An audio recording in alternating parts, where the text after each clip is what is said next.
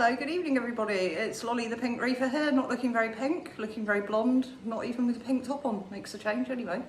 The pink will be back soon, don't you worry, I won't let you down. I hope you've all had a good Monday and it's been as good as a Monday can be, as usual. I'm just going to have a quick talk about trends. So I was just watching some Reef videos with my husband because he puts them on every evening and drives the fucking me absolutely mental because he likes to be on like everything that's going on. He watches the internet, literally, like everything, you name it, he's into it. Anyway, we were just talking about trends, and I don't really premeditate these videos when I'm on here, I just come on and start talking. So I was just sort of thinking back to the days where we started reefing, and the whole thing about reefing at the time, you'd get as big a tank as you could, that's what was recommended. You'd go as big as you possibly could, so theoretically less could go wrong in the water capacity. You'd get live rock, that would come in absolutely smelling disgusting, you'd have to cure it, get it all up to speed. Tanks were run back in the day on filters, not with sumps and all these jazzy systems. And we had one of those horrible Arcadia, there was nothing wrong with them at the time, but metal halides. So it was a triple, I think it was, I can't remember, like nearly 1,000 watts or something. It had like T5 bulbs along the middle bits, and then it had like 3 metal halide bulbs. And those bulbs, we were just started reefing at the time, they cost a fucking fortune as well.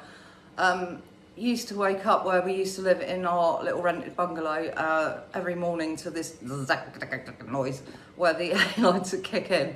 And the amount of fucking heat that they kicked out was absolutely incredible. And we didn't have like reactors and things like that, were just sort of coming in at the time.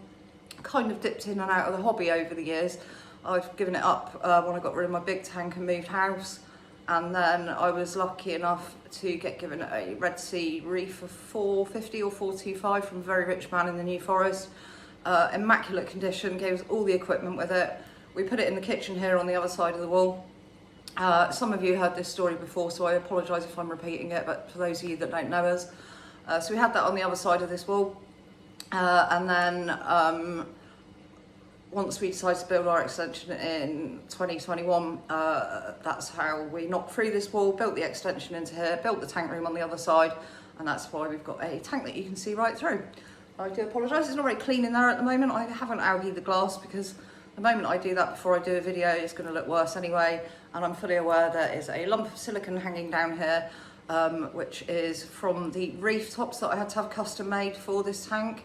And they've got like a rim on them with silicone, and unfortunately I was in the tank doing some feeding the other day, and my Midas Blenny, I don't know how it managed to do it, but it twatted through, I think it was the feeding hole. It's got like little feeding holes, so I normally have like holders in there.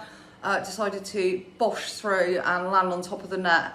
As I was scrabbling around to get him back in the tank, I had to put a bit of weight on the net to pick him up, and it went back into the tank, so we've got to repair that. So anyway, get back on track. Yeah, so I was just talking about how it's all evolved and what equipment's available nowadays, and I believe most customers do run a sump system. You can still run canister filters, there's nothing wrong with that, but sumps are the done thing, I think. Obviously the lighting as well over the last sort of years, or maybe 10 years, I guess, I can't remember now.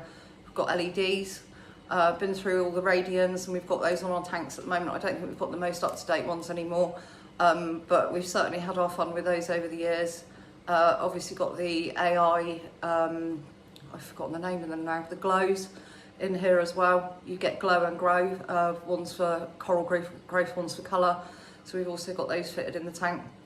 What we did with the hood on here, when we set it all up, we put an extractor fan in there which goes outside to take any of the heat off of all this equipment. But like I say, back in the day with metal halides, you didn't have any of these luxuries, you just had to sweat it out.